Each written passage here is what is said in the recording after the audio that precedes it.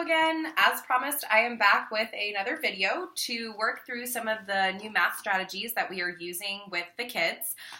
You will notice that in this week's homework packet that was sent home, the very last page started to do subtraction. At this time, we are moving to subtracting 9 and 8 from teen numbers, and we're using a strategy called take from 10. So what I'm going to model for you now is what we're having the students do, and then afterwards I'll talk about why we're having the students model it using the take from 10 strategy. So students will look at either a word problem or just a subtraction number sentence that says 15 minus 8. Right now we're asking them to decompose the total. Those are some vocabulary words we've been using with them, decompose meaning break apart, and 15 being the total.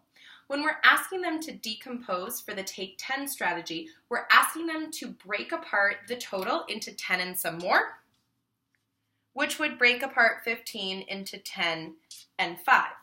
I've been encouraging some of my students to kind of separate the number bond in a kind of dramatic way. The reason being that they're going to make drawings underneath each number, and if they make the number bond kind of close together, it's harder to separate the math drawings. So for right now, they're going to do 10 circles underneath the number 10. They're going to use their 5 groups. So they'll do a group of 5 across the top, a group of 5 on the bottom, and this just keeps it organized and easier to see. And then they will draw 5 open circles. So right now they've taken the number 15, they've broken it apart into 10 and 5, they have a total of 15 circles. So now when they go to subtract the 8, we point back to the fact that it's called the take from 10 strategy, so they're going to take 8 out of the 10. What we're trying to have them do here is to start visually seeing that every time I take 8 out of 10, there will always be 2 left. So we see that we have the 2 here. Sometimes I have them circle it just to remind themselves how many are left. There were 2 that were left from the 10 plus the 5 over here, which leaves us with 7. So 15 minus 8 is the same as 7. Now, for a little bit later down the road, students will not have to go through the math drawings. What we can have them do is once they've decomposed 10 and 5, they can then say 10 minus 8 is the same as 2. Then 2 plus the 5 that I have not used yet is the same as 7.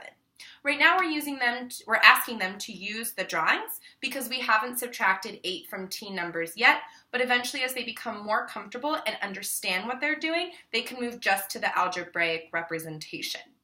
Right now this may seem kind of tedious and kind of long for the students to do, but we're asking them to do it because once we start moving into adding and subtracting double-digit numbers, we're going to rely really heavily on them decomposing numbers into 10s and 1s because eventually they'll start adding 10s and 10s, 1s and 1s, and then we'll go even further into regrouping. So right now we're getting them really settled into the strategy so they can start to see 10s and 1s and they start seeing the pictorial representations. We'll eventually start bundling this into a group of 10 to make it a little bit simpler so they don't have to draw 10 circles, but for right now the strategy is extremely important for them. We will move them away from the pictures and into the algebraic expression, or we'll leave them in the pictorial stage if this is something that's helpful for them.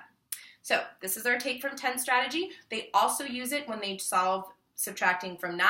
If this was to be 15 minus 9, they would follow the exact same procedures.